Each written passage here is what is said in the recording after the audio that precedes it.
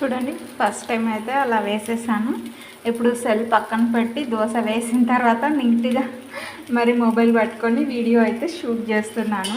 ఒక్క చేత్తో వేయాలంటే ఏదైనా వంకర టింకర పోతుంది కదా, అందుకని అలా వచ్చింది. ఫస్ట్ వేసినది అయితే చూడండి ఇలా అయిపోయింది. మళ్ళీ నెక్స్ట్ అయితే నీట్గా అయితే వేసేసాను, బాగా వచ్చింది. టేస్ట్ మాత్రం ఎలా ఉందో తెలియదు కానీ దోశలు అయితే బాగానే వస్తున్నాయి, పర్లేదు. చాలా ఎమ్మీగా ఉంది.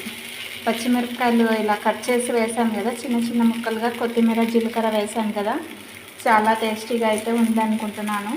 మరి తిని చూసి మీకు ఎలా ఉందో రిజల్ట్ అయితే చెప్తాను ఎలా ఉందో. వెయిట్ అక్క ఉన్నావా పోయినావా అంటారా? నేను దోశ తిన్నాక ఉంటా అండి, ఎందుకంటే హెల్తీ ఫుడ్ కదా.